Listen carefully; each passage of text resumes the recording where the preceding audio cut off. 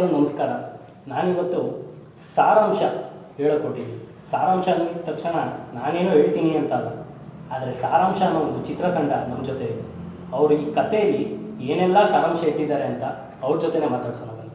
Hi sir. ನಮಸ್ಕಾರ sir. Deepak sir, ಹೇಗಿದ್ದೀರಾ? ನಮಸ್ಕಾರ, ಚೆನ್ನಾಗಿದ್ದೀನಿ. ನೀವು ಹೇಗಿದ್ದೀರಾ ಸರ್? ಚೆನ್ನಾಗಿದ್ದೀನಿ ಅಕ್ಷಯ್, ಥ್ಯಾಂಕ್ ಯು.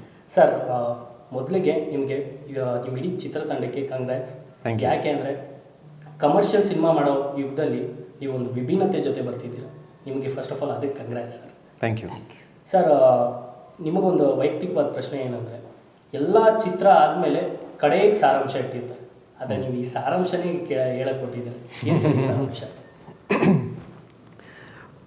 ಕಥೆ ಪುಸ್ತಕ ನಾವು ಯಾವತ್ತಾರು ಓದಿದಾಗ ಕೊನೆಯಲ್ಲಿ ನಾವು ಅದರ ಕ್ಯಾರಿ ಮಾಡೋದು ಅದರದ್ದು ಏನು ಎಮೋಷನ್ ಕೊಡ್ತು, ಅದರದ್ದು ಸಾರದ ಅಂಶ ಏನು, ಆ ಕಾರಣದಿಂದ ಸಾರಾಂಶ ಅನ್ನೋದು ಆ ಪದ ಈ ಸಿನಿಮಾ ಕಥೆಗೆ ತುಂಬ ಹತ್ತಿರವಾಗುತ್ತೆ. ಒಬ್ಬ ಕಥೆಗಾರನ ಕಥೆಯಿಂದ ಕಥೆಗಾರನೋ, ಕಥೆಗಾರನಿಂದ ಕಥೆಯೋ, ಒಂದು ಸರ್ಕಮ್ಸ್ಟೆನ್ಸ್ ಹೇಗಾಗತ್ತೆ ಅಂತಂದರೆ, ನಮ್ಮ ಪ್ರೊಟಾಗನಿಸ್ಟ್ಗೆ ತಾನು ಬರಿತಾ ಇರೋ ಕಥೆಯದು ಪಾತ್ರ ಎದುರುಗೊಳ್ತಾನೆ, ಮುಖಾಮುಖಿ ಆಗುತ್ತೆ. ಅವ್ನು ಬರಿತಾ ಇರೋ ಕ್ಯಾರೆಕ್ಟರ್ನ ಅವ್ನು ಫೇಸ್ ಮಾಡ್ತಾನೆ. ಸೊ ಅವನನ್ನು ಕ್ರಿಯೇಟ್ ಮಾಡ್ತಾ ಇದ್ದಾನ ಅಥವಾ ಅವನು ಇವನ ಮೂಲಕ ತನ್ನ ಕಥೆ ಹೇಳ್ಕೊತಾ ಇದ್ದಾನ ಅನ್ನೋ ಎಕ್ಸ್ಪ್ಲೋರೇಷನಲ್ಲಿ ಕಥೆ ಹೋಗುತ್ತೆ. ಸೊ ಒಂದು ಬುಕ್ ರೀಡಿಂಗ್ ಎಕ್ಸ್ಪೀರಿಯನ್ಸ್ ಥರನೇ, ಸಾಕಷ್ಟು ಎಮೋಷ್ನಲ್ಲಾಗಿ ಹೋದರೂ ಕೂಡ ಬೇರೆ ಬೇರೆ ಎಳೆಗಳಲ್ಲಿ ಕೂಡ ಕಥೆ ನಡೆಯುತ್ತೆ. ಹಾಗಾಗಿ ಆ ಸಾರದ ಅಂಶ ಏನು ಉಳ್ಕೊಳ್ಳುತ್ತೆ ಜನಗಳ ಜೊತೆ, ಅದೊಂದು ಎಮೋಷನ್ ಏನು ಕ್ಯಾರಿ ಮಾಡ್ತಾರೆ, ತಮ್ಮ ನಗೆನಲ್ಲಿರ್ಬೋದು, ತಮ್ಮ ಗಂಟ್ಲಿನಲ್ಲಿ ಒಂದು ಲಂಪ್ ಇರ್ಬೋದು, ಒಂದು ಎಮೋಷ್ನಲ್ ಎಕ್ಸ್ಪೀರಿಯನ್ಸ್ ಇರ್ಬೋದು, ಅದನ್ನು ಎನ್ಕ್ಯಾಪ್ಸುಲೇಟ್ ಮಾಡೋದಕ್ಕೆ ನಾವು ಸಾರಾಂಶ ಅಂತ ಹೆಸರಿಟ್ಟಿದ್ದೀವಿ. ಓಕೆ, ದೀಪಕ್ ಸರ್ ಹೇಗೆ ಈ ಸಾರಾಂಶಕ್ಕೆ ಬಂದಿದ್ದು? ಇನ್ಫ್ಯಾಕ್ಟ್ ಅವ್ರನ್ನ ಕೇಳಬೇಕು, ನಿಮಗೆ ಹೇಗೆ ಆಫರ್ ಬಂತು? ಸೊ ಸಾರಾಂಶದ ಹಿಂದಿನ ಸಣ್ಣ ಹುಟ್ಟು ಸೂರ್ಯ ವಸಿಷ್ಠ. ಸೊ ಸಾಕಷ್ಟು ವರ್ಷಗಳಿಂದ ಒಂದು ಕನಸನ್ನು ಇಟ್ಕೊಂಡು ಅದನ್ನು ಬೆನ್ನು ಹತ್ತಿ ಅದನ್ನು ಒಂದು ಕಥೆ ಮಾಡಬೇಕು ಅಂತಿದ್ದಾಗ ನಮ್ಮ ಸುತ್ತಮುತ್ತ ಯಾರು ಇರ್ತಾರೆ ಅವ್ರನ್ನೆಲ್ಲ ಸೇರಿಸ್ಕೊಂಡು ಒಂದು ಸಾಮಾನ್ಯವಾದ ಕೆಲಸ ಮಾಡ್ಬೋದು. ಬಟ್ ಒಂದು ಸಿನಿಮಾ ಮಾಡೋಕ್ಕೆ ಸಾಧ್ಯನಾ ಅಂತ ಇವಾಗ ಸೂರ್ಯ ವಸಿಷ್ಠನ ನಮಗೆ ತೋರಿಸ್ಕೊಟ್ಟಿರೋದು. ಅಂದರೆ ಕಥೆ ಮೊದಲು ನನಗೆ ಹೇಳಿದಾಗ ಎರಡು ವಿಷಯ ತುಂಬ ಸ್ಟ್ರಾಂಗಾಗಿ ಬಂತು. ಮೊದಲನೇ ವಿಷಯ ಏನು, ಈ ಕಥೆನಲ್ಲಿ ನೀವೇ ಹೇಳಿದಾಗೆ ವಿಭಿನ್ನತೆ ಇದೆ. ವಿಭಿನ್ನತೆ ಯಾವ ರೀತಿಲಿದೆ ಅಂದರೆ, ಲಾರ್ಜರ್ ದ್ಯಾನ್ ಲೈಫ್ ಸಿನಿಮಾ, ನೀವೇನೇನು ಕಮರ್ಷಿಯಲ್ ಅಂತ ಹೇಳ್ತಿದ್ರೆ ಲಾರ್ಜರ್ ದ್ಯಾನ್ ಲೈಫ್ ಸಿನಿಮಾ ಅಂತ ಯೂಶ್ವಲಿ ನಾವು ನೋಡ್ತೀವಿ. ಬಟ್ ಅಲ್ಲಿರೋ ರೋಚಕತೆ ನಮ್ಮ ಸುತ್ತಮುತ್ತಲೂ ಇದೆಯಲ್ಲ.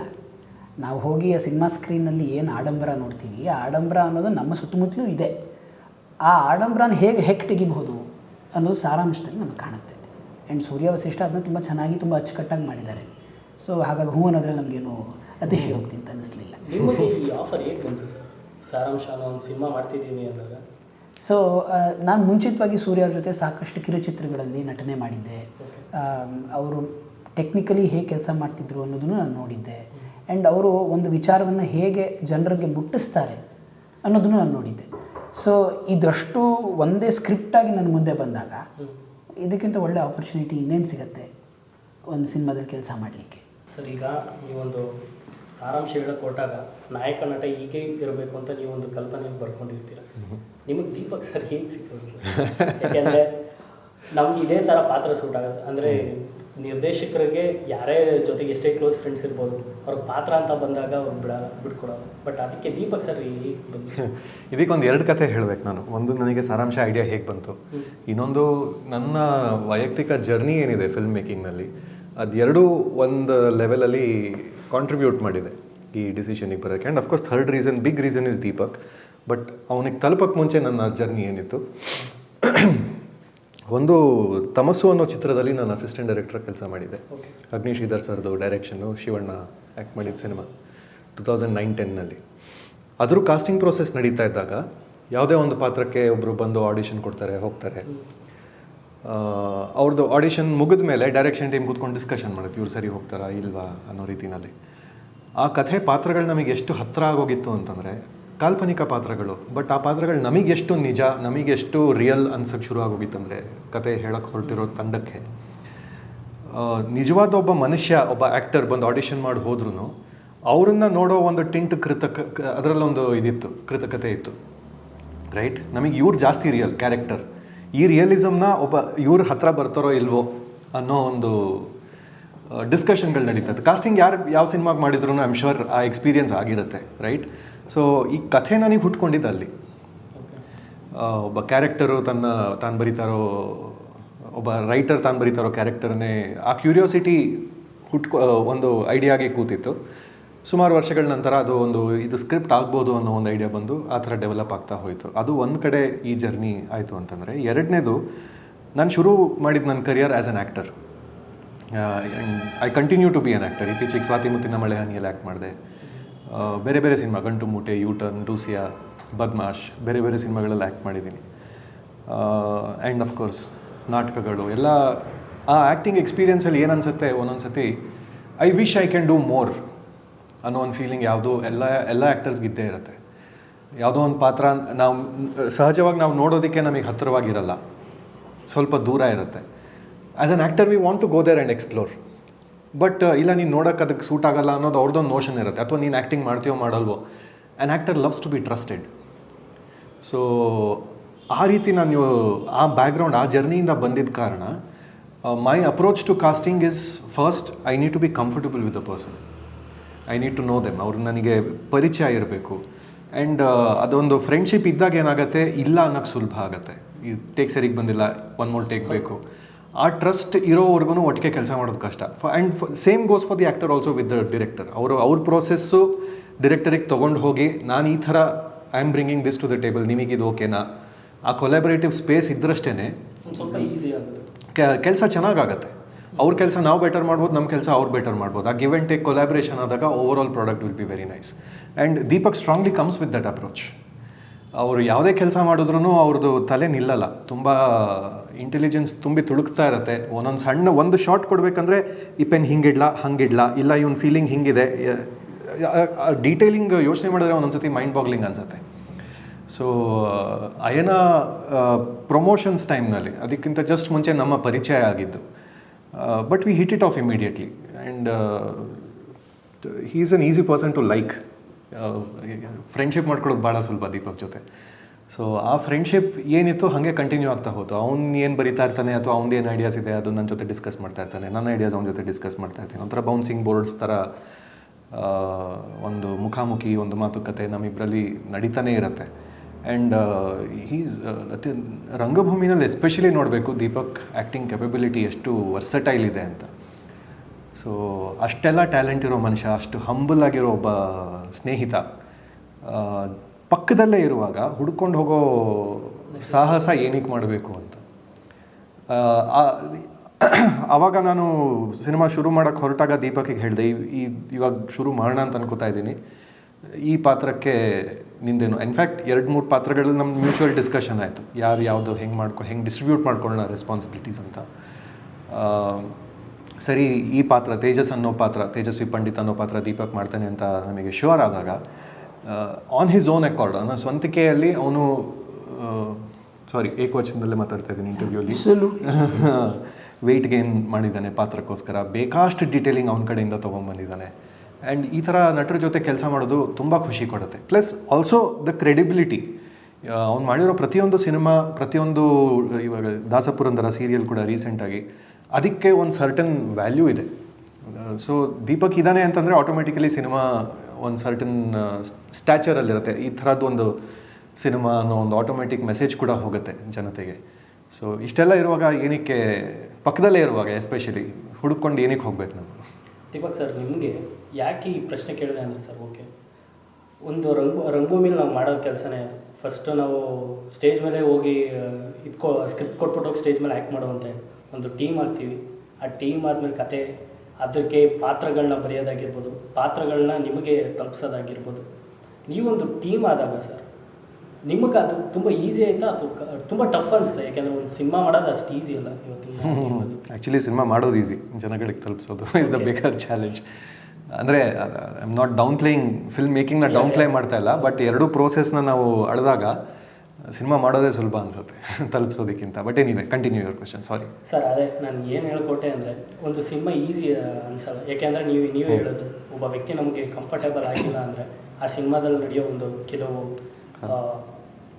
ಏನಂತಾರೆ, ನನ್ನ ಗಲಾಟೆಗಳಾಗಿರ್ಬೋದು, ಏನೇ ಕಂಫರ್ಟ್ ಝೋನ್ ಇರೋದು, ಬಟ್ ದೀಪಕ್ ಸರ್ ಎಷ್ಟು ಈಸಿ ಆಗಿದೆ. So I will come in here. It's very interesting ನೀವು ಈ ಪ್ರಶ್ನೆ ಕೇಳ್ತಿದ್ದೀರಾ. ಈಗ ಒಂದು ಪಾತ್ರಕ್ಕೆ ನೀವು ಎಸ್ಪೆಷಲಿ ಥಿಯೇಟ್ರ್ ಬಗ್ಗೆ ಮಾತಾಡಿದ್ರಿ. ರಂಗಭೂಮಿಲಿ ನಾವು ಹೇಗೆ ತಾಲೀಮ್ ಮಾಡ್ತೀವಿ, ಒಂದು 3 ತಿಂಗಳು ಅಥವಾ ಒಂದು 4 ತಿಂಗಳು ನಾವು ಒಂದೇ ವಿಷಯದ ಮೇಲೆ ಕೆಲಸ ಮಾಡ್ತೀವಿ. ಆದರೆ ಈತ ಆಗಲೇ ಒಂದು ಸುಮಾರು ವರ್ಷ ಅದರ ಬಗ್ಗೆ ಮಂಥನ ಮಾಡ್ಕೊಂಡು ಬಂದಿದ್ದಂಥ ಮನುಷ್ಯ. ಈಗ ಒಂದು ನಾಟಕ ಶುರು ಮಾಡಬೇಕಾದ್ರೆ ನಾವು 3 ತಿಂಗಳು ಕೆಲಸ ಮಾಡೋದ್ರಿಂದ ಅಷ್ಟು ವರ್ಷಗಳ ಯೋಚನೆನ ಅದನ್ನು ಸುಮ್ಮನೆ ಹಾಗೇನೂ ಇರಲಿಲ್ಲ, ಒಂದು ಅಚ್ಚುಕಟ್ಟು ಚೌಕಟ್ಟಿನಲ್ಲಿ ಆಗಲೇ ತಂದು ಇಟ್ಬಿಟ್ಟಿದ್ರು. ಸೊ ಅದರ ಮೇಲೆ ನಿಂತು ನಾವು ಇಡೀ ಜಗತ್ತನ್ನು ಕಟ್ಟಬೇಕು ಅನ್ನೋದು ಒಂದು ರೀತಿಯಲ್ಲಿ ಸುಲಭ ಆಯಿತು. ಬಟ್ ಹಾಗೆ ನಾವೇನು ಸುಮ್ಮನೆ ಬಿಡಲಿಲ್ಲ, ಪಾಪ ತುಂಬ ಕಷ್ಟ ಕೊಟ್ಟಿದ್ದೀವಿ. ಪ್ರತಿ ಸಲಿನೂ ನಾವೇನಾದರೂ ಐಡಿಯಾ ಕೊಟ್ಟರೆ, ಅಂದರೆ ನಾನು ಒಬ್ಬನೇ ಅಂತಲ್ಲ, ವೈಯಕ್ತಿಕವಾಗಿ ನಾನು ಒಬ್ಬನೇ ಅಲ್ಲದೇನು ಬೇರೆ ಎಲ್ಲ ಆ್ಯಕ್ಟ್ರಸ್ಸು ಅವ್ರು ಏನೋ ಒಂದು ಐಡಿಯಾ ಕೊಟ್ಟಾಗ ಅದನ್ನು ಸುಮ್ಮನೆ ಹಾಗೆ ನಿರಾಕರಿಸಲ್ಲ ಸೂರ್ಯ ಅದನ್ನು ಅರ್ಥ ಮಾಡ್ಕೊಳ್ಳೋಕ್ಕೆ ಒಂದು ಆಸ್ಪದ ಮಾಡಿಕೊಡ್ತಾರೆ. ಆ್ಯಂಡ್ ಅದು ಇಂಪಾರ್ಟೆಂಟ್. ಯಾಕೆಂದರೆ ಒಬ್ಬ ಆ್ಯಕ್ಟ್ರಾಗಿ ಒಂದು 10 ಸಲ ನಾನು 10 ಯೋಚನೆ ಮಾಡ್ಕೊಂಡು ಬಂದಾಗ ಯಾವುದೋ ಒಂದು ನನ್ನ ಕ್ಯಾರೆಕ್ಟರ್ಗೆ ಸರಿಯಾಗಿ ಕೂತ್ಕೊಳ್ಳೋದು ತಪ್ಪ, ಅದರ ಎಸ್ ನೋ ತಿಳ್ಕೊಂಡು ಮುಂದುವರಿಯೋಕ್ಕೆ ನಾವು ಟ್ರೈ ಮಾಡ್ತಾ ಇರ್ತೀವಿ. ಆ ಫ್ರೀಡಮ್ ಇಲ್ಲ ಅಂತಂದರೆ ತುಂಬ ಕಷ್ಟ ಆಗಿಬಿಡುತ್ತೆ. But Surya does that with every actor and ಅವರದ್ದೇ ರೀತಿಯಲ್ಲಿ ಮಾಡ್ತಾರೆ. ಸೊ ಇವಾಗ ನನ್ನ ಜೊತೆ ಮಾತಾಡ್ದಂಗೆ ಅವರು ಶ್ರುತಿ ಅವ್ರ ಜೊತೆ ಮಾತಾಡೋಲ್ಲ, ಅಥವಾ ಇನ್ನೊಬ್ಬ ಆ್ಯಕ್ಟರ್ ಜೊತೆ ಮಾತಾಡೋಲ್ಲ. ಬಟ್ ಆ ಸ್ಪೇಸ್ ಅವ್ರಿಗೆ ಮೆಂಟಲಿ ಕ್ರಿಯೇಟ್ ಮಾಡೋಕ್ಕೆ ಆಗಿರೋದ್ರಿಂದ ನಾವೆಲ್ಲ ತುಂಬ ಕಂಫರ್ಟಬಲಾಗಿ ಸೆಟಲ್ ಕೆಲಸ ಮಾಡಲಿಕ್ಕಾಯಿತು. ನಾವು ಔಟ್ಡೋರ್ ಸ್ಕೆಡ್ಯೂಲು ಮಾಡಿದ್ವಿ, ಮಂಗಳೂರಿಗೆ ಹೋಗಿ ಇಲ್ಲೂ ಸಾಕಷ್ಟು ದಿವಸ ಕೆಲಸ ಮಾಡಿದ್ವಿ. ಸೊ ಬಟ್ ನಮಗೆಲ್ಲೂ ಕ್ಲಾರಿಟಿ ಇಲ್ಲ ಅಂತ ಅನ್ನಿಸ್ಲಿಲ್ಲ. ಕೆಲಸ ಮಾಡಬೇಕು, ಇನ್ನೂ ಬೆಟರಾಗಿ ಮಾಡಬೇಕು, ಅದಕ್ಕೇನು ಮಾಡಬೇಕು ಸ್ಪಾಂಟೇನಿಯಸ್ಸಾಗಿ ರಿಯಾಕ್ಟ್ ಮಾಡ್ತಾಯಿದ್ವಿ, ಅದು ಬೇರೆ ವಿಷಯ. ಬಟ್ ಎಲ್ಲೂ ಅಯ್ಯೋ ಏನು ಮಾಡ್ತಿದ್ದೀವಿ ಅಂತ ಗೊತ್ತಿಲ್ಲಪ್ಪ ಅನ್ನೋ ಸನ್ನಿವೇಶ ಇರಲಿಲ್ಲ. So when there is a captain who can lead you like that, then ನಾವು ಏನೇನೋ ಬೇರೆ ಬೇರೆ ಯೋಜನೆಗಳು ಮಾಡ್ತೀವಿ, ನಾವು ಜಾಸ್ತಿ ರೆಕ್ಕೆ ಪಕ್ಕ ತರ್ತೀವಿ, ಏನೋ ಯಾವ್ಯಾವ್ದು ನಿಂತ್ಕೊಳ್ಳುತ್ತೆ ಆ ಫ್ರೇಮಲ್ಲಿ ಅದನ್ನು ಕೂರ್ಸೋಕ್ಕಾಗತ್ತೆ, ಆ ಥರ ಕೆಲಸ ಮಾಡಿದ್ವಿ. So it was very good fun. Sir ನಿಮ್ಗೆ ಕಂಫರ್ಟ್ ಕೊಟ್ಟಿದ್ರೆ, ಯಾಕೆಂದರೆ ನಾವು ಹೇಳೋದನ್ನ ಡೈರೆಕ್ಟರ್ಗಳು ಕೆಲವರು ಒಪ್ಕೊಳ್ಳೋದು, ಬಟ್ ಸರ್ ಅವರೆಲ್ಲ ಒಪ್ಕೊಂಡಿಲ್ಲ, ಬೇರೆ ಪ್ರಶ್ನೆ. ಬಟ್ ಅದು ಇಂಪಾರ್ಟೆಂಟ್ ಅಲ್ಲ, ಎಲ್ಲ ಒಪ್ಕೋಬೇಕು ಅಂತ ನಾನು ಹೇಳ್ತಾ ಇಲ್ಲ. ಅದಕ್ಕೆ ಒಂದು ಚರ್ಚೆ ಮಾಡಲಿಕ್ಕೆ ಒಂದು ಸ್ಪೇಸ್ ಕ್ರಿಯೇಟ್ ಆಗಬೇಕಲ್ವ, ಎಸ್ಪೆಷಲಿ ಮೆಂಟಲಿ. ಸೆಟ್ಟಲ್ಲಿ ಇರ್ತೀವಿ, ನಮ್ಗೆ ಗೊತ್ತು ಇಷ್ಟೇ ಟೈಮ್ ಇದೆ, 9 to 5 ಸ್ಕೆಡ್ಯೂಲ್ ಮುಗಿಸ್ಬೇಕು. ಎಸ್ಪೆಷಲಿ ನಮ್ಮ ಥರ ಸೆಟ್ಸಲ್ಲಿ we are working to the T. ನಮಗೆ ಗೊತ್ತು ಇವಾಗ ಈ 6 ಗಂಟೆ ಇದು ಮುಗಿಸ್ಲಿಲ್ಲ ಅಂದರೆ ಮತ್ತೆ ಸ್ಕೆಡ್ಯೂಲ್ ಓವರ್ಸ್ಪಿಲ್ ಆಗುತ್ತೆ, that want work. So we are planning everything. But ಅದನ್ನು ಮೆಂಟಲಿ ಹ್ಯಾಂಡಲ್ ಮಾಡೋದು ಇಂಪಾರ್ಟೆಂಟ್ ಅಂತ ನಾನು ಹೇಳ್ತೇನೆ. ಸರ್ ಒಂದು ಕೇಳ್ಪಟ್ಟೆ, ಸಾರಾಂಶ ಮೊದಲು ಸಾಲುಗಾರ ಅಂತ ಇತ್ತಂತೆ, ಆಮೇಲೆ ಸಾರಾಂಶ ಯಾಕೆ ಸರ್? ಇನ್ಫ್ಯಾಕ್ಟ್ ಅದು ರಿವೀಲ್ ಮಾಡಿದ್ದು ಸರ್.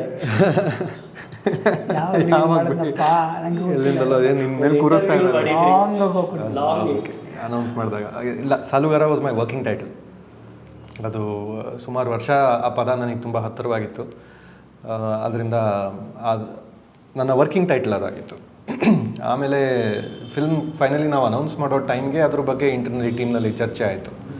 ಆ್ಯಂಡ್ ಹಲವಾರು ಕನ್ಸಿಡ್ರೇಷನ್ಸ್ ಆದಮೇಲೆ ಒಂದು ಟೈಟಲ್ ಫೈನಲ್ ಆಗುತ್ತೆ. ಒಂದು ಅವೈಲೇಬಲ್ ಇರಬೇಕು, ರೀಕಾಲ್ ಇರಬೇಕು, ಕನ್ಫ್ಯೂಷನ್ ಇರಬಾರ್ದು, ಒಂದು ಕ್ಯೂರಿಯಾಸಿಟಿ ಇರಬೇಕು, ಫಿಲ್ಮ್ನ ಚೆನ್ನಾಗಿ ರೆಪ್ರೆಸೆಂಟ್ ಮಾಡುತ್ತೆ ಅನ್ನೋ ನಮಗೊಂದು ಇದಿರಬೇಕು, ಸುಲಭ ಇರಬೇಕು. ಬೇಕಷ್ಟು ಆಲೋಚನೆಗಳು ಟೀಮ್ ಒಳಗೆ ಡಿಸ್ಕಷನ್ ಆದಮೇಲೆ ವಿ ಫ್ರೋಸ್ ಆನ್ ಸಾರಾಂಶ. ಬಟ್ ಸಾಲುಗಳಲ್ಲಿ ಕೆಲಸ ಮಾಡೋ ಒಬ್ಬ ಮನುಷ್ಯ ಅಂದರೆ ಸಾಲುಗಾರ ಮೀನ್ಸ್ ರೈಟರ್. ತುಂಬ ಸುಂದರವಾದ ಪದ, ನನ್ನ ಮನಸ್ಸಿಗೆ ತುಂಬ ಹತ್ತಿರವಾಗಿರೋ ಪದ. ಆ ಪದ ನನಗೆ ಕೊಟ್ಟಿದ್ದು ರೂಪಾರಾವ್. ಆ್ಯಕ್ಚುಲಿ ಅವರಿಗೆ ವರ್ಷಗಳ ಹಿಂದೆ ಈ ಸ್ಕ್ರಿಪ್ಟ್ನ ನರೇಟ್ ಮಾಡಿದಾಗ ಆ ಪದನ ಉಪಯೋಗಿಸಿದ್ದೀನಿ ಸಿನಿಮಾದಲ್ಲಿ. ಸಿನಿಮಾ ಮೂಲಕ ಆ ಪದನ ನಾನು ಖಂಡಿತ ನಮ್ಮ ಒಂದು ಸಣ್ಣ ಭಾಷೆ ಕಡೆಗೆ ಒಲವನ್ನು ತೋರ್ಸೋಕ್ಕೆ ಪ್ರಯತ್ನಿಸಿದ್ದೀವಿ. But yes, Salugara was my working title. Sir Deepak sir, ಒಂದು ಔಟ್ ಆಫ್ ದ ಬಾಕ್ಸ್ ಒಂದು ಕ್ವಶನ್ ಕೇಳಾಗಿದ್ರೆ, ಈಗ ಎಲ್ಲ ಹೀರೋಗಳು ಏನು ಇಂಡಸ್ಟ್ರಿಗೆ ಬರ್ತಾರೆ ಅವ್ರಿಗೊಂದು ಕನ್ಫ್ಯೂಷನ್ಸ್ ಇರುತ್ತೆ, ಯಾವ ಥರ ನಾವು ಹೋಗಬೇಕು ಇಂಡಸ್ಟ್ರಿಗೆ ಹೋಗೋದು. ನೀವು ಶಾರ್ಟ್ ಮೂವೀಸು ಮಾಡಿದ್ದೀರಾ, ಸೀರಿಯಲ್ಸು ಮಾಡ್ತಿದ್ದೀರಾ, ಸಿನಿಮಾನೂ ಮಾಡ್ತಿದ್ದೀರಾ, ಅದು ಬೇರೆ ಪ್ರಶ್ನೆ. ಬಟ್ ವಿಭಿನ್ನತೆ ಒಪ್ಕೋತೀರಾ, ಬಟ್ ಕಮರ್ಷಿಯಲ್ ಆ ಥರ ಆಸ್ಪೆಕ್ಟಲ್ಲಿ ನೀವು ಆ ಸಿನಿಮಾಗಳು ಒಪ್ಕೋತಿದ್ದೀರಾ ಅಥವಾ ಒಪ್ಕೋತಾಲ್ವೋ, ಅಥವಾ ನಿಮಗೆ ಬರ್ತಿಲ್ವೋ? ಅಂದರೆ ಇದು ಒಪ್ಕೋತಾ ಇದ್ದೀನಿ ಅನ್ನೋದಕ್ಕಿಂತ ಸ್ವಲ್ಪ ಪಾತ್ರದ ಬಗ್ಗೆ ಯೋಚನೆ ಮಾಡಿ ಒಪ್ಕೊಳ್ಳೋದು ಐ ಥಿಂಕ್ ಒಬ್ಬ ಆ್ಯಕ್ಟರ್ನ ರೈಟು ಆಗುತ್ತೆ. ಅಂದರೆ ಯಾವುದೋ ಒಂದು ಹಂತದಲ್ಲಿ ನಮ್ಮ ಬೆಳವಣಿಗೆ ಏನಿದೆ ಅನ್ನೋದು ಯಾವ ಮಟ್ಟದಲ್ಲಿ ನಾವು ನೋಡ್ಕೋತೀವಿ ಅನ್ನೋದು ಇಂಪಾರ್ಟೆಂಟ್ ಆಗುತ್ತೆ. ಈಗ ಕಮರ್ಷಿಯಲ್ ಅಂತ ನಾವು ಯೋಚನೆ ಮಾಡಬೇಕಾದ್ರೆ ನಾನು ಕಮರ್ಷಿಯಲ್ ಸಿನಿಮಾನೂ ಮಾಡ್ತಾಯಿದ್ದೀನಿ. ಬಟ್ ಕಮರ್ಷಿಯಲ್ ಸಿನಿಮಾ ಮಾಡ್ತಿದ್ದೀನಿ ಅಂತ ಮಾತ್ರಕ್ಕೆ ನಾನು ಪಾತ್ರದ ಪ್ರಾಧಾನ್ಯತೆಯನ್ನು ಬಿಟ್ಟು ಮಾಡಿದ್ದೀನಿ ಅಂತಲ್ಲ. ಸೊ ಯಾವಾಗಲೂ ನನ್ನ ಅನಿಸಿಕೆಯಲ್ಲಿ ಅಂದರೆ ಆ್ಯಸ್ ಅನ್ ಆ್ಯಕ್ಟರ್ ನಾನು ಚೂಸ್ ಮಾಡೋದು ಪಾತ್ರಕ್ಕೆ ಮೊದಲು ನಾನು ಆದ್ಯತೆ ಕೊಡ್ತೀನಿ. ಆ್ಯಂಡ್ ಎರಡನೇದು ಆಬ್ವಿಯಸ್ಲಿ ವ್ಯಕ್ತಿ ಯಾರಿದ್ದಾರೆ ಅದ್ರ ಹಿಂದೆ. ಇದು ಎರಡರ ವಿಷಯ ಅಲ್ಲುಗಳಿದ್ಬಿಟ್ಟು ನಾವು ಕೆಲಸ ಮಾಡಲಿಕ್ಕಾಗಲ್ಲ. ಯಾಕೆಂದರೆ ಒಂದು ಸಿನಿಮಾ ಅಂತಂದರೆ ಮಿನಿಮಮ್ 6 ತಿಂಗಳು 7 ತಿಂಗಳು ಅಥವಾ ವರ್ಷದ ಮೇಲೆ ಕೆಲಸಗಳಾಗುತ್ತೆ. ಸೊ ಅಷ್ಟು ಸಮಯನ ನಾವು ಒಂದು ಪ್ರಾಜೆಕ್ಟಿಗೆ ಕೊಡ್ತೀವಿ ಅಂದಮೇಲೆ ನಾವು ಮನಸ್ಪೂರ್ವಕವಾಗಿ ಒಪ್ಕೋಬೇಕು. ಸೊ ಏನೋ ಒಂದು ಕಮರ್ಷಿಯಲ್ ಆಸ್ಪೆಕ್ಟ್ ಸುಮ್ಮನೆ ಒಪ್ಕೊಂಡ್ಬಿಟ್ನಪ್ಪ, ಆದರೆ ನನ್ನ ಮನಸ್ಸು ಅದರಲ್ಲಿ ಇಲ್ಲ, ಆ ಥರ ಯಾವತ್ತೂ ಕೆಲಸ ಮಾಡಬಾರ್ದು ಅಂತ ನನಗನ್ಸುತ್ತೆ. ಜಸ್ಟಿಸ್ ಆಗಲ್ಲ. ಹಾಂ, ಸೊ ಅವಾಗ ನಮ್ಮ ಕಾಂಟ್ರಿಬ್ಯೂಷನ್ನು ಅಷ್ಟು ಮಾಡಲಿಕ್ಕಾಗಲ್ಲ. ನಾವು ಎಲ್ಲೋ ಅರೆಮನ್ಸ್ನಲ್ಲಿ ಕೆಲಸ ಮಾಡ್ತಿರ್ತೀವಿ. ಸೊ ಹಾಗೆ ಮಾಡದೇ ಇರೋಕ್ಕಿಂತ ನಮಗೇನು ನಿಜವಾಗ್ಲೂ ಪರ್ಯಾಪ್ತವಾಗಿ ಅನಿಸುತ್ತೆ ಅದ್ರ ಮೇಲೆ ಡಿಸಿಷನ್ ತೊಗೊಂಡು ಇನ್ನೂ ಹೆಚ್ಚು ಕೆಲಸ ಮಾಡೋಣ, ಇನ್ನೂ ಹೆಚ್ಚು ಒಲವಿಂದ ಕೆಲಸ ಮಾಡೋಣ, ಇನ್ನೂ ಅಗ್ರೆಸಿವ್ ಆಗಿ ಕೆಲಸ ಮಾಡೋಣ. ಮ್ಯಾಟ್ರ್ ಆಫ್ ಟೈಮ್ ಕಮರ್ಷಿಯಲ್ ಆಗಿ ತುಂಬ ಹೆಸರು ಮಾಡೋ ನಟ ಅಂತೂ ಖಂಡಿತ. ಸೊ ಲೈಕ್ ಫಾರ್ ಎಕ್ಸಾಂಪಲ್ ಇವಾಗ ನೀವು ಕಮರ್ಷಿಯಲ್ ಅಂತ ಏನು ಹೇಳ್ತಿದ್ದೀರಾ, ಆವಾಗ ನಾನು ಅಂದ್ಕೊಳ್ಳೋದು ಸ್ಕೇಪ್ ಆಫ್ ದ ಫಿಲ್ಮ್ ಅದು ಸ್ವಲ್ಪ ವಿಭಿನ್ನವಾಗಿರಬಹುದು ಅದರಲ್ಲಿ.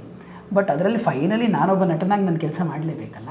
ಸೊ ಅದರ ತಾಲೀಮು ಪ್ರತಿ ಕ್ಷಣದಲ್ಲೂ ಆಗ್ತಾ ಇರುತ್ತೆ ಅಂತ ನನಗನ್ಸುತ್ತೆ. ಆ ಹುಡುಕಾಟದಲ್ಲಿ ನಾವು ಯಾವಾಗಲೂ ನಿರತವಾಗಿದ್ದರೆ ಅವಾಗ ಅದಾಗುತ್ತೆ.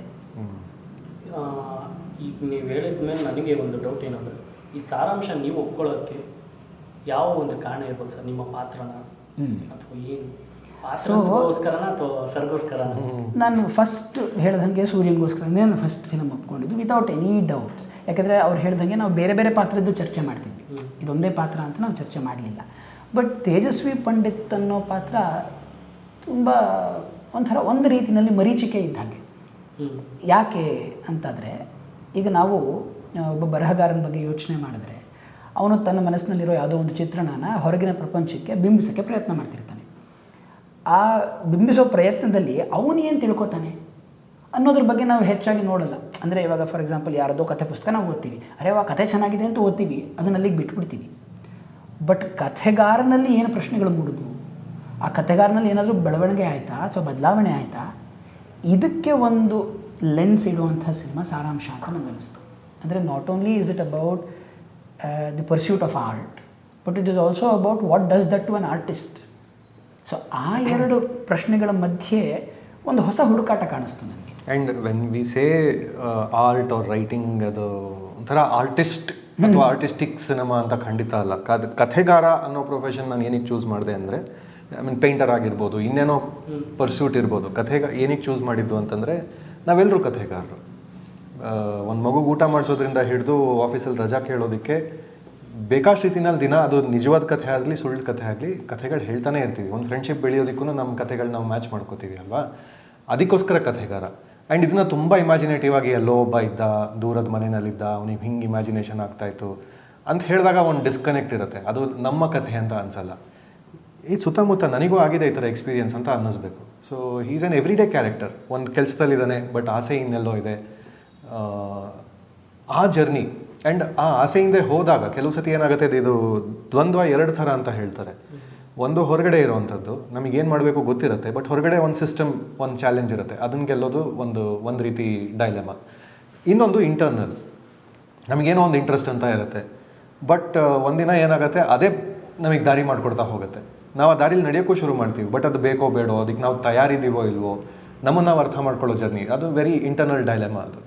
ಇದು ಆ ಕಡೆ ಹೋಗುವಂಥ ಸಿನಿಮಾ, ತುಂಬ ಇನ್ನರ್ ಕಾನ್ವರ್ಸೇಷನ್ಸ್ ನಡೆಯುವಂಥ ಸಿನಿಮಾ. ಸರ್, ಎಲ್ಲರೂ ಡೈರೆಕ್ಷನ್ ಒಂಥರ ವಿಭಿನ್ನತೆ ಆಗಿರುತ್ತೆ, ಆದರೆ ಸರ್ ಇನ್ನೂ ವಿಭಿನ್ನತೆ ಇರುತ್ತೆ. ಸರ್, ನಿಮ್ಮ ಚಿತ್ರನ ನೀವೇ ಒಂದು ಚಿತ್ರೀಕರಣೆ ಮಾಡಬೇಕಂದ್ರೆ ನೀವು ಹೇಗೆ ಪ್ರಿಪ್ರೇಷನ್ ಮಾಡ್ಕೊತೀವಿ ಸರ್? ಯಾಕಂದರೆ ಸರ್ ಆಗಲೇ ಹೇಳೋದು ದೀಪಕ್ ಸರ್ ತುಂಬ ವರ್ಷ ಕಥೆ ಇದೆ ಅಂತ. ಇದು ಹೆಂಗೆ ಹೇಳೋಣ, ತುಂಬ ಆಳವಾದ ಪ್ರಶ್ನೆ ಇದು. ಒಂದು, ನಾನು ಅಸಿಸ್ಟೆಂಟ್ ಡೈರೆಕ್ಟರಾಗಿ ಕೆಲಸ ಮಾಡಿದ್ದ ಕಾರಣ ಕೂಡ ಸಿನಿಮಾ ಫಿಲ್ಮ್ ಮೇಕಿಂಗ್ ಏನಿದೆ ಫ್ರಮ್ ಇಟ್ಸ್ ಟೆಕ್ನಿಕಲ್ ಆಸ್ಪೆಕ್ಟ್ಸ್, ನಾನು ಕರಿಯರ್ ಶುರು ಮಾಡಿದ್ದು ಆ್ಯಸ್ ಅನ್ ಆ್ಯಕ್ಟರ್ ಆಗಬೇಕು, ಹೀರೋ ಆಗಬೇಕು ಅನ್ನೋ ಕನಸಿನಲ್ಲೇ ನಾನು ನನ್ನ ಕರಿಯರ್ ಶುರು ಮಾಡಿದ್ದು. ಬಟ್ ಅಸಿಸ್ಟೆಂಟಾಗಿ ಒಂದು ಸತಿ ಕೆಲಸ ಖಂಡಿತ ಮಾಡಬೇಕು, ಟೆಕ್ನಿಕಲಾಗಿ ಏನೇನಾಗುತ್ತೆ ತಿಳ್ಕೋಬೇಕು, ಅದರಿಂದ ನಾನು ಇನ್ನೂ ಬೆಟರ್ ಆ್ಯಕ್ಟರ್ ಆಗ್ತೀನಿ ಅನ್ನೋ ಒಂದು ಕ್ಯೂರಿಯಾಸಿಟಿ ಇತ್ತು. ಹಾಗಾಗಿ ತಮಸು ಚಿತ್ರ ಆಪರ್ಚುನಿಟಿ ಸಿಕ್ಕಿದಾಗ ಪಟ್ ಅಂತ ಹೋಗಿ ಸೇರಿಕೊಂಡೆ ನಾನು. ಅಲ್ಲಿ ಟೆಕ್ನಿಕಲಿ ಅರ್ಥ ಮಾಡ್ಕೊಂಡ್ಮೇಲೆ ಅದರಲ್ಲೂ ತುಂಬ ಖುಷಿ ಸಿಗೋದಿದೆ ಟೆಕ್ನಿಕಲಾಗಿ ಸಿನಿಮಾಲಿ ಕೆಲಸ ಮಾಡೋದು. ಸೊ ಹಾಗಾಗಿ ನಾನು ಫಿಲ್ಮ್ ಮೇಕಿಂಗ್ ಎಕ್ಸ್ಪೀರಿಯನ್ಸ್ ಏನಿದೆ, ಈಗ ಶಾರ್ಟ್ ಫಿಲ್ಮ್ ಇರ್ಬೋದು, ಒಂದೇನೋ ಒಂದು ಎಕ್ಸ್ಪೆರಿಮೆಂಟ್ ಮಾಡ್ತೀನಿ, ಕಾರ್ಪೊರೇಟ್ ಫಿಲ್ಮ್ಸ್ ಮಾಡ್ತೀನಿ, ಕ್ಯಾಮ್ರಾ ಹಿಂದೆ ಇದ್ದು ಒಂದು ಮಟ್ಟದಲ್ಲಿ ಫಿಲ್ಮ್ ಮೇಕಿಂಗ್ ಸಂಬಂಧಿತ ಎಲ್ಲ ಆಸ್ಪೆಕ್ಟ್ಸನ್ನು ನಾನು ಕವರ್ ಮಾಡಿದ್ದೀನಿ. ಎಡಿಟಿಂಗ್ ಮಾಡಿದ್ದೀನಿ, ಕ್ಯಾಮ್ರಾ ವರ್ಕ್ ಮಾಡಿದ್ದೀನಿ, ಆಮೇಲೆ ಇನ್ನೇನೇನಿದೆ, ಏನೋ ಬಾಕಿ ಉಳಿಸಿದ್ರೆ ಸೊ ರೈಟಿಂಗ್, ಗ್ರಾಫಿಕ್ಸ್, VFX ಮಾಡಿದ್ದೀನಿ. ಸೊ ಇವಾಗ ನನಗೆ ಏನು ಎಕ್ಸ್ಪೀರಿಯನ್ಸ್ ಇದೆ ಅದನ್ನು ನಾನು ಹೇಗೆ ಕ್ಯಾಪಿಟಲೈಸ್ ಮಾಡ್ಕೋಬೋದು ಅನ್ನೋ ಒಂದು ಅಪ್ರೋಚಲ್ಲಿ ಸಾರಾಂಶನ ಡಿಸೈನ್ ಮಾಡಿದ್ದೀನಿ. I have played to my strengths. ನನಗೆ ಕಥೆ ಯಾವ ರೀತಿ ಕಥೆ ಹೇಳೋಕ್ಕಾಗತ್ತೆ, ಎಫೆಕ್ಟಿವ್ ಆಗಿ ಹೇಳೋಕ್ಕಾಗತ್ತೆ, ನಾನು ಆ ಝೋನ್ನಲ್ಲಿ ಹೋಗಿದ್ದೀನಿ. ಮಾರ್ಕೆಟಲ್ಲಿ ಇದು ವರ್ಕ್ ಆಗುತ್ತೆ, ಅದು ವರ್ಕ್ ಆಗಲ್ಲ, ಅದು ಎಂಥದ್ದೇ ಬಜೆಟ್ ಹಾಕಿ ಎಂಥದ್ದೇ ಸಿನಿಮಾ ಮಾಡಿದ್ರು ಅದು ವರ್ಕ್ ಆಗುತ್ತೆ ಅನ್ನೋ ಗ್ಯಾರಂಟಿ ಯಾರಿಗೂ ಇರಲ್ಲ. ಬಟ್ ನಾವು ಒಂದು ಆನೆಸ್ಟಾಗಿ ಸಿನ್ಸಿಯರ್ ಆಗಿ ಮಾಡಿದ್ರೆ, ಟು ಬಿ ಆನೆಸ್ಟ್, ಇದರಲ್ಲಿ ಕಮರ್ಷಿಯಲ್ ಯಾಕೆ ಅಲ್ಲ ಅನ್ನೋದು ಆ ಬ್ರ್ಯಾಕೆಟ್ ನನಗೆ ಅರ್ಥ ಆಗಿಲ್ಲ.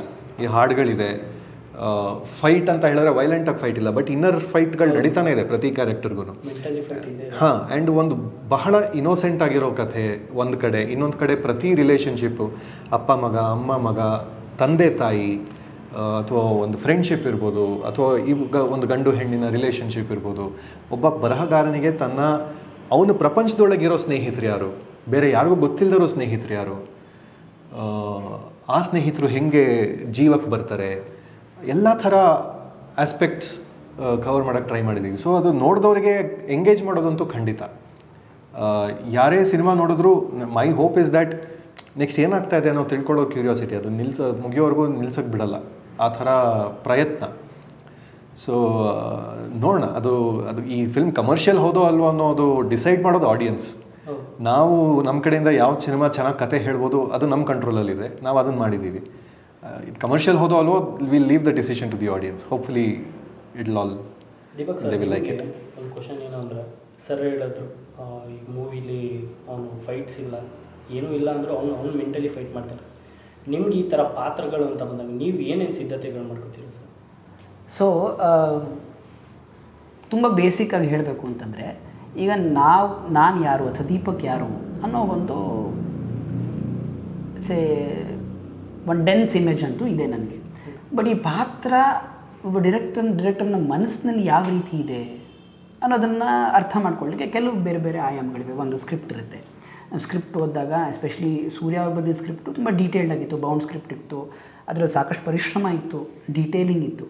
ಸೊ ಅದನ್ನು ಓದಿದಾಗ ಒಂದು ಇಮೇಜ್ ಕ್ರಿಯೇಟ್ ಆಯಿತು. ಇವಾಗ ಆ ಇಮೇಜ್ ಕ್ರಿಯೇಟ್ ಆಗಿದ್ದು ನನ್ನ ಮನಸ್ಸಿನಲ್ಲಿ ಇದ್ದಿದ್ದನ್ನು ನಾನು ಹೇಗೆ ಕಾರ್ಯರೂಪಕ್ಕೆ ತರಬಲ್ಲೆ ಅಂದಾಗ ನಾವು ಕೆಲವು ಸ್ಪೆಸಿಫಿಕ್ ಬಾಡಿ ಲ್ಯಾಂಗ್ವೇಜಸ್ ಬಗ್ಗೆ ಆಗಲಿ, ಅಥವಾ ನಾವು ಅಂದ್ಕೊಂಡಿದ್ದಂಥ ಕೆಲವು ವಿಜುವಲ್ ಕ್ಯೂಸ್. ಅಂದರೆ ಇವಾಗ ಒಬ್ಬ ಇಂಟ್ರೋವರ್ಟ್, ಈ CA ಅನ್ನೋ ವ್ಯಕ್ತಿ, ಈಗ ತೇಜಸ್ವಿ ಅನ್ನೋ ವ್ಯಕ್ತಿ ಒಬ್ಬ ಇಂಟ್ರೋವರ್ಟ್ ಅನ್ನೋದು ಒಂದು ಲೇಬಲ್. ಇಂಟ್ರೋವರ್ಟ್ ಅಂದ ಮಾತ್ರಕ್ಕೆ ಅವನ ಮನಸ್ಸಿನಲ್ಲಿ ಯೋಚನೆಗಳಿಲ್ಲ ಅಂತಲ್ವಲ್ಲ, ಅವನ ತಲೆಯಲ್ಲಿ ಪ್ರಾಯಶಃ ಇನ್ನೂ ಹೆಚ್ಚು ಯೋಚನೆಗಳು, ಅಷ್ಟು ಯೋಚನೆಗಳು ಅವನ ತಲೆಯಲ್ಲಿ ತೂರ್ತಾ ಇವೆ. ಆ ತೂರೋ ಒಂದೇ ಒಂದು ಹೊಳ್ಳೆಯಲ್ಲಿ ಅದನ್ನು ಹೇಗೆ ಬಿಡ್ಬೋದು, ಆ ಹೊಳ್ಳೆ ಯಾವುದಾಗಿರಬೇಕು, ಈ ಡಿಸಿಷನ್ಸ್ ಮೇಲೆ ನಾನು ಸ್ವಲ್ಪ ಕೆಲಸ ಮಾಡಿದೆ. ಅವನನ್ನು ತೀರಾನೂ ಬಿಟ್ಕೊಡದೆ, ಆದರೂ ಅವನ್ನ ಹೇಗೆ ನಾವು ಬಿಂಬಿಸ್ಬೋದು ಅನ್ನೋದ್ರ ಬಗ್ಗೆ.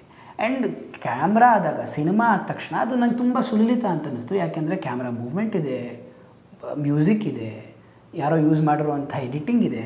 ಸೊ ನಾವಿಲ್ಲಿ ಕೊಟ್ಟಿರೋ ಶಾಟನ್ನು ಎಷ್ಟು ಸೆನ್ಸಿಟಿವ್ ಆಗಿ ಅವ್ರು ಎಡಿಟ್ ಟೇಬಲ್ ಮೇಲೆ ಕೆಲಸ ಮಾಡಿ ಅದನ್ನು ಒಟ್ಟಿಗೆ ತರ್ತಿದ್ದಾರೆ ಅನ್ನೋದೆಲ್ಲ ಮ್ಯಾಟ್ರ್ ಆಯಿತು. ಸೊ ಐ ಥಿಂಕ್ ಆ ರೀತಿಯಲ್ಲಿ ಪ್ರಿಪ್ರೇಷನ್ ವೈಸ್ ಫಿಸಿಕ್ಯಾಲಿಟಿ ಮೇಲೆ ಕೆಲಸ ಮಾಡಿದೆ. May be the way the person would think, ಅದ್ರ ಮೇಲೆ ನಾನು ಸಾಕಷ್ಟು ಕೆಲಸ ಮಾಡಿದೆ. ಬಟ್ ಅದೆಲ್ಲದನ್ನು ಕೊನೆಗೆ ಇವ್ರ ಕಾಲಿಗೆ ಇಟ್ಬಿಡ್ತಾ ಇದ್ದೆ. ಯಾಕೆಂದರೆ ಕೊನೆಗೆ ಹೋಗ್ಬಿಟ್ಟು ನೋಡಿ ಸ್ವಾಮಿ ಈಗೆಲ್ಲ ಅನ್ಕೊಂಬಂದಿದ್ದೀನಿ, ಏನೋ ಮಾಡ್ತೀನಿ ನೋಡಿ, ಅಷ್ಟು ದೊಡ್ಡವನು ಮಾಡ್ಬಿಡೋದು. Because no see what I mean by that is there was a space for that. ಈಗ ಏನೋ ಒಂದನ್ನು ಪ್ರಯತ್ನ ಮಾಡ್ದೇನೆ ಅಲ್ಲಿಗಳಿಗೂ ತುಂಬ ಸುಲಭ. ಅದರ ಪ್ರಯತ್ನ ಮಾಡಿ ಅದರಲ್ಲಿ ಒಂದು ಪ್ರಾಯಶಃ ಒಂದು ಸಕ್ಸಸ್ ಇರಬಹುದು ಅಥವಾ ಫೇಲ್ಯೂರ್ ಇರ್ಬೋದು, ಅದನ್ನು ಮುಂದುವರಿಸ್ಕೊಂಡು ಹೇಗೆ ಹೋಗ್ಬೋದು ಅನ್ನೋದಕ್ಕೆ ಒಂದು ಪ್ರಚೋದನೆ ಬೇಕಾಗುತ್ತೆ ಒಬ್ಬ ಆ್ಯಕ್ಟ್ರಿಗೆ. ಅದು ತುಂಬ ಇಂಪಾರ್ಟೆಂಟ್. ಸೊ ಅದು ನನಗೆ ಸಿಕ್ತು ಇಲ್ಲಿ. ಸರ್, ಇದಕ್ಕೆ ನಿಮಗೆ ಥಿಯೇಟ್ರು ಹೆಲ್ಪ್ ಮಾಡ್ತಾ? ಮೋಸ್ಟ್ ಡೆಫಿನೆಟ್ಲಿ ಹೆಲ್ಪ್ ಮಾಡಿದೆ. ನನಗೆ ಹೆಲ್ಪ್ ಮಾಡ್ತಾನೇನೂ ಇರುತ್ತೆ. ಅದಕ್ಕೆ ನಾನು ಪ್ರತಿ ಬಾರಿನೂ ಥಿಯೇಟ್ರಿಗೆ ಹೋಗ್ತಿರ್ತೀನಿ. ಯಾಕೆಂದರೆ ಒಂದು ಬೆಳವಣಿಗೆ ಆಗಬೇಕಾದ್ರೆ ಎಲ್ಲಾದರೂ ಒಂದು ಫೇಲ್ಯೂರ್ಗೆ ಒಂದು ಆಪ್ಷನ್ ಇರಬೇಕು ಅಂತ ನನಗನ್ಸುತ್ತೆ. ಇಲ್ಲಾಂದರೆ ರಿಸ್ಕ್ ತೊಗೊಳಕ್ಕೆ ಯಾರಿಗೂ ಇಂಟ್ರೆಸ್ಟ್ ಇರಲ್ಲ. ನಾನು ಕ್ಯಾಮ್ರಾ ಮುಂದೆ ಬಂದು ರಿಸ್ಕ್ ತೊಗೊಳ್ಬೇಕು ಅನ್ನೋ ಇವನ್ ಮೈಂಡ್ ಸೆಟ್ ಇರಬೇಕಾದ್ರೆ ಅದಕ್ಕೊಂದು ಧೈರ್ಯ ಬೇಕು. ಆ ಧೈರ್ಯ ನನಗೆ ಥಿಯೇಟ್ರೇ ಕಲಿಸಿರೋದು. ಆ್ಯಂಡ್ ಥಿಯೇಟ್ರ್ ಇವತ್ತಿಗೂ ಕಲಿಸ್ತಾನೇ ಇದೆ. ಆ್ಯಂಡ್ ಅದರೊಂದು ಹ್ಯುಮಿಲಿಟಿನೂ ಕಲಿಸುತ್ತೆ. ಅಂದರೆ 3ನೇ ಬೆಲ್ ಆದಮೇಲೆ ಥಿಯೇಟ್ರಲ್ಲಿ ನಮ್ಮ ರೆಸ್ಪಾನ್ಸಿಬಿಲಿಟಿನೂ ಅಷ್ಟೇ ಹೆಚ್ಚಾಗುತ್ತೆ, ಮತ್ತು ಫ್ರೀಡಮ್ಮು ಅಷ್ಟೇ ಹೆಚ್ಚಾಗುತ್ತೆ. ಇಲ್ಲಿ 3ನೇ ಬೆಲ್ ಇಲ್ಲ, ಬಟ್ ನಾವು ಮಾಡಿರುವಂಥ ಒಂದು ಪ್ರಾಡಕ್ಟ್ ಏನಿದೆ ಅದು ಜನರೆಲ್ಲ ಮುಂದೆ ಬಂದ ಮೇಲೆ ಅದು ಅವರು ವರ್ಡಿಕ್ಟ್ ಕೊಡ್ತಾರೆ ಅನ್ನೋ ಆಸೆನಲ್ಲಿ ನಾವಿದ್ದೀವಿ. ರಂಗಭೂಮಿ ಬಿಟ್ಟು ಬಂದಾದ್ಮೇಲೆ ಮತ್ತೆ ರಂಗಭೂಮಿಗೆ ಹೋಗೋಕ್ಕೆ ತುಂಬ ಯೋಚನೆ ಮಾಡ್ತಾರೆ ಈಗಿನ ಕಾಲದಲ್ಲಿ, ಯಾಕೆಂದರೆ ಸಿನಿಮಾ ಆಫರ್ ಸಿಕ್ಕಾದ್ಮೇಲೆ. ಬಟ್ ನೀವು ಈಗಲೂ ರಂಗಭೂಮಿಗೆ ಹೋಗ್ತಿದ್ದೀರಾ, ಅದಕ್ಕೆ ಮೊದಲಿಗೆ ಧನ್ಯವಾದ ಹೇಳಬೇಕು ಅಥವಾ ಶುಭಾಶಯಗಳು ಹೇಳಬೇಕು? ಅಯ್ಯೋ ಶುಭಾಶಯ ಹೇಳಪ್ಪ, ಅದೇ ಇಂಪಾರ್ಟೆಂಟು, ನಾವು ಕೆಲಸ ಮಾಡ್ತಾನೆ ಇರ್ತೀವಿ. It's a challenge actually. ಅದು ಏನಾಗುತ್ತೆ, ಇವಾಗ ನಾನು ರಂಗಭೂಮಿಯಿಂದಲೇ ಶುರು ಮಾಡಿದ್ದು, ಕೆಲಸ ಕಾರ್ಯಗಳ ನಡುವೆ ನನಗೆ ರಿಹರ್ಸಲ್ಗೆ ಕರೆಕ್ಟಾಗಿ ಕಮಿಟ್ಮೆಂಟ್ ಕೊಡೋ ಪರಿಸ್ಥಿತಿನಲ್ಲಿ ನಾನಿಲ್ಲ. ಸೊ ನಂತರನೇ ಎಲ್ಲರದು ಕಥೆ. ರಂಗಭೂಮಿ ಮಾಡೋಕ್ಕೆ ಎಲ್ಲರಿಗೂ ಆಸೆ ಇರುತ್ತೆ, ಬಟ್ ಕರೆಕ್ಟಾಗಿ ರಿಹರ್ಸಲ್ಗೆ ಹೋಗೋಕ್ಕಾಗಲ್ಲ ಅಂದರೆ ಅದು ಸ್ಟೇಜ್ ಹತ್ತೋದು ತಪ್ಪು ಕೂಡ ಆಗುತ್ತೆ.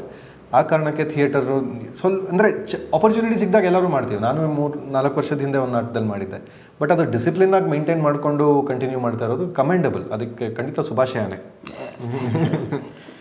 ಇನ್ನು ಈ ಸಾರಾಂಶದಲ್ಲಿ ಜನ ನೋಡಬೇಕಾಗಿರೋ, ಜನಕ್ಕೆ ಇಷ್ಟ ಆಗಿರೋ ಅಥವಾ ನೀವು ಏನೇನು ಹೇಳಕ್ಕೆ ಕೊಟ್ಟಿರೋ ಅಂಶಗಳಿವೆ ಸರ್? ಅದು ನೋಡಬೇಕಲ್ಲ ಸಿನಿಮಾದಲ್ಲಿ. ಅದನ್ನ ಇವಾಗ ಹೆಂಗೆ ಹೇಳಿ ನಾನು ಸಂಕ್ಷಿಪ್ತವಾಗಿ ಯಾವ ಪ್ರಪಂಚಕ್ಕೆ ಕರ್ಕೊಂಡು ಹೋಗಿ ಪ್ರಯತ್ನ ಪಡ್ತಾ ಇದ್ದೀನಿ ಅನ್ನೋದನ್ನು ಇವಾಗ ಆಲ್ರೆಡಿ ಎಕ್ಸ್ಪ್ಲೇನ್ ಮಾಡಿದ್ದೀನಿ. ನಾವೆಲ್ಲರೂ ಕಥೆಗಾರರು. ಹಾಗಾಗಿ ಯಾರ್ಯಾರು ಅವ್ರವ್ರ ಜೀವನದಲ್ಲಿ ಯಾವುದೇ ಕಾರಣಕ್ಕೆ ಒಂದು ಸಣ್ಣ ಕತೆ ಒಂದು ದೊಡ್ಡ ಕತೆ ಹೇಳಿದಾರೋ ಎಲ್ಲರೂ ರಿಲೇಟ್ ಮಾಡ್ಕೊಳಕ್ಕಾಗುವಂಥ ಸಿನಿಮಾ. ಇನ್ನೂ ಸ್ಪೆಸಿಫಿಕ್ಕಾಗಿ ಅಲ್ಲಿ ಇಲ್ಲಿ ಇನ್ನು ಕೆಲವ್ರದ್ದು ಎಕ್ಸಾಂಪಲ್ ಕೊಡ್ಬೇಕಂತಂದರೆ, ಇವಾಗ ಮಕ್ಕಳು ಅಮೇರಿಕಾಗೆ ಹೋಗಿರ್ತಾರೆ ಅಂತ, ಅಷ್ಟು ಎಕ್ಸ್ಪ್ಯಾನ್ಸ್ ಇಲ್ಲ ನಮ್ಮ ಸಿನಿಮಾನಲ್ಲಿ. But I am just saying children who miss their parents who miss their children, whether or not they're in the same house. ಒಂದೇ ಮನೇಲಿ ಇದ್ದೂ ಎಷ್ಟೋ ಸತಿ ಮಕ್ಕಳು ತಂದೆ ತಾಯಿನ ಮಿಸ್ ಮಾಡ್ಕೋತಾರೆ, ತಂದೆ ತಾಯಿ ಮಕ್ಕಳನ್ನ ಮಿಸ್ ಮಾಡ್ಕೋತಾರೆ, ರೈಟ್? ಸೊ ಅವರು ಒಂದೇ ಮನೇಲಿ ಇದ್ದು ಹಂಗಿದೆಯೋ ಅಥವಾ ಬೇರೆ ಬೇರೆ ಮನೇಲಿ ಹಂಗಿದ್ದಿದೆಯೋ, ಬೇರೆ ಊರಲ್ಲಿ ಹಂಗಿದೆಯೋ, ಬೇರೆ ದೇಶದಲ್ಲಿ ಹಂಗಿದೆಯೋ, ಅವರೆಲ್ಲರಿಗೂ ತುಂಬ ಮನಸ್ಸಿಗೆ ಹತ್ತಿರ ಅನಿಸೋ ಸಿನಿಮಾ. ಯಾಕಂದರೆ ಒಂದು ಪರ್ಸೂಟ್ ಅಂತ ನಾವು ಕಥೆ, ಈ ಪಾತ್ರ ಏನು ಕಥೆ ಹೇಳೋಕ್ಕೆ ಹೊರಟಾಗ ಆ ಇಂಟರ್ನಲ್ ಕಾನ್ಫ್ಲಿಕ್ಟಲ್ಲಿ ಎಷ್ಟೋ ಬ್ಯಾಗೇಜ್ಗಳು ಕ್ಯಾರಿ ಆಗುತ್ತೆ. ಆ ಬ್ಯಾಗೇಜ್ಗಳು ಏನಪ್ಪ ಅಂತಂದರೆ ಈ ರಿಲೇಷನ್ಶಿಪ್ಪಲ್ಲಿ ನಾವು ಆಡದಿರೋ ಮಾತುಗಳು. ಇವಾಗ ನಾನು ಹಿಂಗೆ ಮಾಡಿದ್ರೆ ಅಪ್ಪ ಅಮ್ಮಂಗೆ ಇಷ್ಟ ಆಗುತ್ತೋ ಇಲ್ವೋ, ಸರಿ ಅವ್ರಿಗೆ ಇಷ್ಟ ಆದಂಗೆ ಮಾಡ್ಬಿಡ್ತೀನಿ, ನಾನು ಕೇಳಿದ್ರೆ ಅವರು ಆಯ್ತಪ್ಪ ಮಾಡು ಅಂತ ಹೇಳ್ಬೋದೇನೋ ಗೊತ್ತಿಲ್ಲ, ಬಟ್ ನಾವೇ ಸ್ವಂತಕ್ಕೆ ಏನೋ ಒಂದು ಡಿಸಿಷನಿಗೆ ಬಂದುಬಿಡ್ತೀವಿ ಅಥವಾ ಅವ್ರಿಗೆ ಹೇಳ್ದಲ್ಲೇ ಬಚ್ಚಿಟ್ಕೊಂಡು ಮಾಡ್ತೀವಿ ಎಷ್ಟೋ. ಆ್ಯಂಡ್ ಅವ್ರದ್ದು ಒಂದು ಪರ್ಸ್ಪೆಕ್ಟಿವ್ ಇರುತ್ತೆ. ಆ್ಯಸ್ ಪೇರೆಂಟ್ಸ್ ಆಲ್ಸೋ ಮಗು ಕಡೆಗೆ ಒಂದು ಕಾಳಜಿ, ಒಂದು ಆಸೆ, ಅದೆಲ್ಲ ಇರುತ್ತೆ. ಬಟ್ ಅವರೂ ಎಷ್ಟೋ ಸತಿ ಸರ್ಕಮ್ಸ್ಟ್ಯಾನ್ಷಿಯಲಿ ಅದನ್ನು ಎಕ್ಸ್ಪ್ರೆಸ್ ಮಾಡೋಕ್ಕಾಗದೇ ಇರ್ಬೋದು.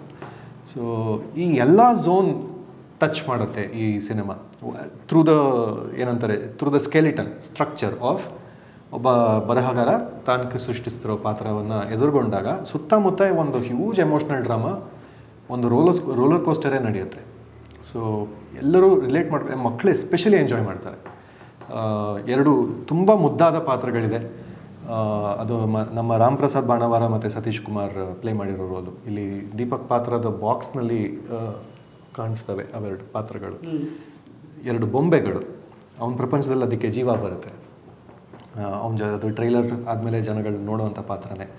ಅದು ತುಂಬ ಎಂಜಾಯ್ ಮಾಡುವಂಥ ಪಾತ್ರ. ದೊಡ್ಡವರಾಗಲಿ ಮಕ್ಕಳಾಗಲಿ ನೋಡಿ ತುಂಬ ಸಂತೋಷ ಪಡುವಂಥ 2 ಕ್ಯಾರೆಕ್ಟರ್ ಅದು. So I think this a film that caters to everyone who is sensitive.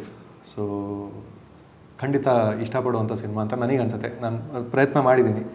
ಮಿಕ್ಕಿದ್ದು 15ನೇ ತಾರೀಕು ಫೆಬ್ರವರಿ 2024 ಜನ ಥಿಯೇಟ್ರಿಗೆ ಬಂದು ನಮಗೆ ತಿಳಿಸ್ಬೇಕು ನಾವು ಸಕ್ಸಸ್ಫುಲ್ ಆಗಿದ್ದೀವೋ ಇಲ್ಲ ಅಂತ. ಸರ್ ದೀಪಕ್ ಸರ್, ನಿಮ್ಮನ್ನ ಕೇಳಾಗಿದ್ರೆ ಈ ಒಂದು ಸರ್ ಹೇಳೋದು ಆ ಪ್ರಪಂಚದಲ್ಲಿ ನಿಮ್ಮ ಒಂದು ಕ್ಯಾರೆಕ್ಟರ್ ಜನಕ್ಕೆ ಯಾವ ಥರ ಕನೆಕ್ಟ್ ಆಗ್ಬೋದು? ಸೊ ಸೂರ್ಯ ಅವರಾಗಲಿ ಎಲ್ಲ ವಿಷಯನೂ ಹೇಳಿದ್ದಾರೆ. ಬಟ್ ಒಂದು ವಿಷಯ ಮತ್ತೆ ಆ್ಯಕ್ಚುಲಿ ನಾನು ಶ್ರುತಿ ಬಗ್ಗೆ ಮಾತಾಡಿಲ್ಲ, but because she is scheduled ಅವ್ರ ಪಾತ್ರದ ಬಗ್ಗೆ we will talk about that time. ಒಂದು ವಿಷಯ ತುಂಬ ಇಂಟ್ರೆಸ್ಟಿಂಗ್ ಏನು ಅಂತಂದರೆ, ಒಬ್ಬ ಕಥೆಗಾರ ಬರೆಯುವಂಥ ಜಗತ್ತು ಅಂತ ಆದ ತಕ್ಷಣ ಅದು ಕೃತಕ ಅಲ್ವಾ? It is fantastic, it is not real. But very interestingly ಈಗ ಸಾರಾಂಶದಲ್ಲಿ ಈ ಬರಹಗಾರ ಏನು ಕಥೆಯನ್ನು ಬರೀತಿದ್ದಾನೆ, ಆ ಕಥಾ ಜಗತ್ತುವೇ ಒಂದು ರೀತಿಯಲ್ಲಿ ಇದೇ ಜಗತ್ತಿಗೆ ಹೊಮೇಜ್ ಕೊಟ್ಟಂಗಿದೆ, ಒಮಾಜ್ ಕೊಟ್ಟಂಗಿದೆ on that level. Where Surya has made sure that pop culture references ಸಾಕಷ್ಟಿದೆ. ಸೊ ನೀವು ಸಿನಿಮಾನ ಒಂದು ಸಲ ನೋಡೋದಲ್ಲದೆ ಮತ್ತೆ ಹೋಗಿ ನೋಡಿದಾಗ ಯಾವುದೋ ಪುಸ್ತಕದ ಥರನೇ. ಈ ಪುಸ್ತಕ ನಾವು ಒಂದು ಸಲ ಓದ್ತೀವಿ, ಮುಚ್ಚಿಡ್ತೀವಿ, ಮತ್ತೆ ತೆರೆದು ಆ ಪುಸ್ತಕ ಓದಿದಾಗ ನಾವು ಬದಲಾಗಿರ್ತೀವಿ. ಎಲ್ಲೋ ಒಂದು ಹಂತದಲ್ಲಿ ನಮ್ಮ ಏನು ಬದಲಾಗಿದ್ದೀವಿ ಅನ್ನೋದಕ್ಕೆ ಅದೊಂದು ಮಾರ್ಕರ್ ಆಗಿರುತ್ತೆ. ಹಾಗೆ ಸಾರಾಂಶ ಕೂಡ. ಸೊ ಒಂದು ಸಲ ನೋಡೋದಲ್ಲದೆ ಮತ್ತೆ ಹೋಗಿ ಸಿನಿಮಾ ನೋಡಿದಾಗ ಅಲ್ಲಿ ಇನ್ನೇನೋ ಒಂದು ಕಾಣುತ್ತೆ ಅನ್ನೋ ಭರವಸೆ ನಾನು ಕೊಡ್ಬೋದಪ್ಪ, ಅಷ್ಟು ನಾನು ಕೊಡ್ಬೋದು. ಆಫೀಸರ್ ಮೂವಿ ನೋಡಿದಾಗ್ಲೂ ಯಾಕೆ ಅವ್ರ ಜೊತೆ ಅಂಥ ದೊಡ್ಡವ್ರ ಜೊತೆ ನಮ್ಮ ಹೆಸರುಗಳು ದಯವಿಟ್ಟು ತಗೋಬೇಡಿ. ಅವ್ರ ಆಶೀರ್ವಾದ ಇರಲಿ ನಮ್ಮ ಮೇಲೆ. ನೀವು ಆಫೀಸರ್ ಥರನೇ ಆಗಲಿ ಇನ್ನೊಂದು ಅನ್ನೋದು ನಮ್ಮ ಒಂದು ಕೋರಿಕೆ ಸರ್. ಜನ ನಮ್ಮನ್ನಲ್ಲಿ ಆ ಹಾದಿನಲ್ಲಿ ನಡೆಸ್ಬೇಕು, ಅಲ್ಲಿಗೆ ತಲುಪ್ತೀವೋ. ನಿರ್ದೇಶಕರು ಅವ್ರದೇ ಒಂದು ಪ್ರಪಂಚ ಸೃಷ್ಟಿ ಮಾಡಿರ್ತಾರೆ, ಆದರೆ ನಿಮ್ಮ ಒಂದು ಸಾಂಗಲ್ಲೇ ನಮಗೆ ಬೇರೆ ಥರ ಪ್ರಪಂಚಕ್ಕೆ ಕಾಣಿಸ್ತು ಸರ್. ಇನ್ನೇನು ಸಿನಿಮಾ ಫೆಬ್ರವರಿ 15ನೇ ತಾರೀಕು ಅಂತ ಹೇಳ್ತಿದ್ದೀರಾ, ಕಡೆದಾಗ ಜನಕ್ಕೆ ಏನು ಹೇಳೋಕ್ಕೆ ಇಷ್ಟಪಡ್ತೀರಾ? ದಯವಿಟ್ಟು ಚಿತ್ರಮಂದಿರಕ್ಕೆ ಬನ್ನಿ. 15 ಫೆಬ್ರವರಿ 2024. ಮನಸ್ಸಿಗೆ ತುಂಬ ಹತ್ತಿರವಾಗುವಂಥ ಸಿನಿಮಾ ಮಾಡೋದಕ್ಕೆ ಪ್ರಯತ್ನ ಪಟ್ಟಿದ್ದೀವಿ. ಈ ಸಿನಿಮಾ ನೋಡಾದ್ಮೇಲೆ ನೀವು ಯಾರೋ ಒಬ್ರಿಗಾದರೂ ಖಂಡಿತ ಫೋನ್ ಮಾಡಿ ನಿನ್ನ ನೆನಪಾಯಿತು, ಭೇಟಿ ಆಗೋಣ, ಒಂದು ಕಾಫಿಗೆ ಸಿಗೋಣ, ಅಥವಾ ತುಂಬ ದಿವಸ ಆಯಿತು ಮಾತಾಡಿ ಅಂತ ನೀವು ಫೋನ್ ಕಾಲ್ ಮಾಡ್ತೀರಾ ಅನ್ನೋ ಭರವಸೆ ನಮ್ಮದು. ಹಾಗಾಯಿತು ಅಂದರೆ ನನ್ನ ಸಿನಿಮಾ ಸಕ್ಸಸ್ಫುಲ್ ಅಂತ ನಾನು ಭಾವಿಸ್ತೀನಿ. ಚಿಕ್ಕವರು ತಂದೆ ತಾಯಿನ ಕರ್ಕೊಂಡು ಬನ್ನಿ, ಫ್ಯಾಮಿಲಿನ ಕರ್ಕೊಂಡು ಬನ್ನಿ. ದೊಡ್ಡವರು ಮಕ್ಳು ಕರ್ಕೊಂಡು ಹೋಗ್ತಾರೆ ಅಂತ ದಯವಿಟ್ಟು ಕಾಯಬೇಡಿ. ನೀವು ಖುದ್ದಾಗಿ ಬಂದು ತುಂಬ ಎಂಜಾಯ್ ಮಾಡುವಂಥ ಸಿನಿಮಾ ಇದು. ದಯವಿಟ್ಟು ಬನ್ನಿ. 15th ಫೆಬ್ರವರಿ 2024 ಚಿತ್ರಮಂದಿರದಲ್ಲಿ ನಿಮ್ಮ ಭೇಟಿ. ನಿಮ್ಮ ಒಪಿನಿಯನ್ಸ್ ಕೇಳೋದಕ್ಕೆ ನಾವು ಕಾತುರದಿಂದ ಕಾಯ್ತಾ ಇರ್ತೀವಿ. Thank you. ದೀಪಕ್ ಸರ್, ಎಲ್ಲ ಸೊಗಸಾಗಿ ಹೇಳಿದ್ದಾನೆ. ನೀವು ಅಂತ ಹೇಳ್ಬೋದು. ಡೆಫಿನೆಟ್ಲಿ. ಎಲ್ರಿಗೂ ನಮಸ್ಕಾರ. ನಾನು ದೀಪಕ್ ಸುಬ್ರಹ್ಮಣ್ಯ. ಫೆಬ್ರವರಿ 15ನೇ ತಾರೀಕು ಸಾರಾಂಶ ನಿಮ್ಮ ಹತ್ತಿರದ ಚಿತ್ರಮಂದಿರಗಳಿಗೆ ಬರಲಿದೆ. ನಾವು ಸಾರಾಂಶ ಚಿತ್ರದಲ್ಲಿ ಭಾವನೆಗಳ ಒಂದು ಔತಣವನ್ನು ನಿಮಗೋಸ್ಕರ ತಂದಿಟ್ಟಿದ್ದೀವಿ ಅಂತ ನೀವು ಅನ್ಕೋಬಹುದು. ಸೊ ಬಂದು ಆ ಸಾರು ಹೇಗಿತ್ತು, ಉಪ್ಪಿನಕಾಯಿ ಹೇಗಿತ್ತು, ಉಪ್ಪು ಜೊತೆ ಬೆರೆಸ್ಕೊಂಡಾಗ ಚಟ್ನಿ ಪುಡಿ ಹೇಗಿತ್ತು, ಇದೆಲ್ಲ ಸೊಗಸನ್ನು ನೀವು ಬಂದು ಆಸ್ವಾದಿಸಿದ್ರೆ ಮಾತ್ರ ನಮಗೆ ಸಂತೋಷ.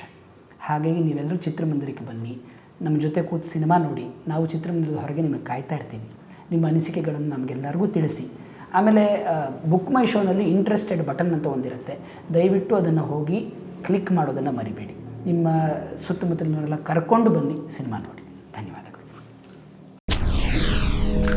SS TV ಸಿನಿಮಾ ಜಗತ್ತಿನ ಕ್ಷಣ ಕ್ಷಣದ ಸುದ್ದಿಯೊಂದಿಗೆ.